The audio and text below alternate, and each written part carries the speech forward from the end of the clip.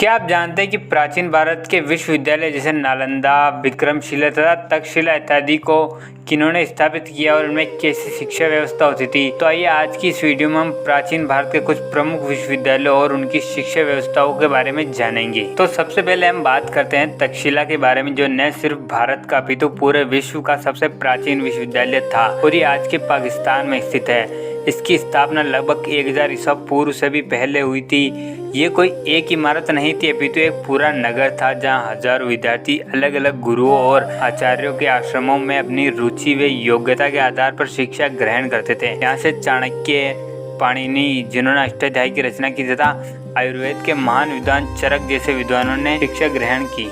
और अब बात करते हैं उस समय के सबसे नियोजित और उन्नत शिक्षा के केंद्र नालंदा विश्वविद्यालय की, जो कि आधुनिक बिहार में स्थित था। इसकी स्थापना 5वीं सदी में गुप्त वंश द्वारा की गई थी। यहाँ विभिन्न स्थानों से 10,000 से अधिक छात्र व 1500 से अधिक आचार्य पढ़ाते थे और यहाँ 3 प्रमुख पुस्तकालय थे, जिनमें लाखों छोटे बड़े विभिन्न विषयों पर आधारित भारतीय ग्रंथ थे। और यहाँ 300 से अधिक कक्षाएं तथा बड़े बड़े मठ थे जहाँ छात्र रहते थे। इनके अलावा यहाँ कई मंदिर व स्तूप भी थे।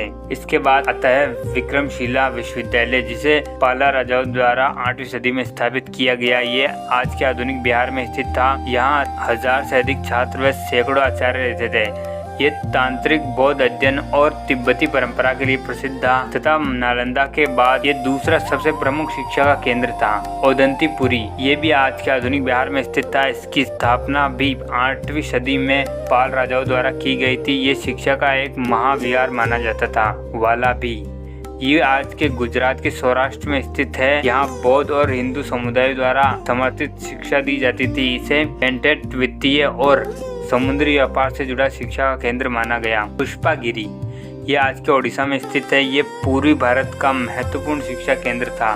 सोमपुरा, ये बांग्लादेश में स्थित है। ये एक बड़ा मठीय परिसर था जो आर्किटेक्चर और पठन पाठन का केंद्र था। तो आइए अब इनकी शिक्षा प्रणाली के बारे में जानते हैं। इन विश्वविद्यालयों में शिक्षा की व्यवस्था बहुत ही अद्भुत और व्यवस्थित थी। ये पूर्णतः आवासीय प्रणाली पर आधारित थी। यहाँ छात्र महाविहारों और मठों में रहते थे, जहाँ उनके भोजन और अन्य आवश्यक व्यवस्थाएं उपलब्ध होती और अध्ययन के लिए विशाल पुस्तकालय होते थे, जहाँ विभिन्न विषयों के असंख्य ग्रंथ होते थे।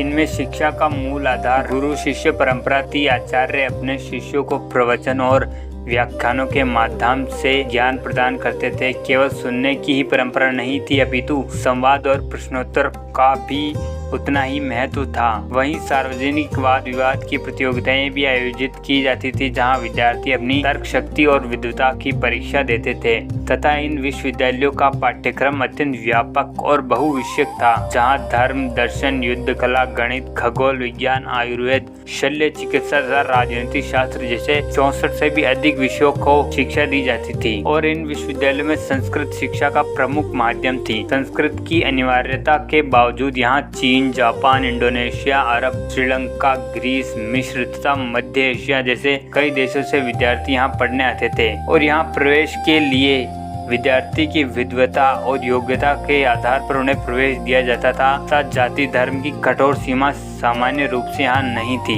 किंतु मध्यकाल में व 12वीं शताब्दी के बाद विदेशी आक्रमणकारियों ने इन्हें पूर्ण रूप से नष्ट कर दिया। और कहा जाता है कि जब मोहम्मद बख्तियार खिलजी ने नालंदा को नष्ट किया, तब वहाँ की पुस्तकों के कारण वहाँ 6 महीनों तक आग जलती रही, जहाँ भारत का सदियों से एकत्र किया गया ज्ञान राख में मिल गया।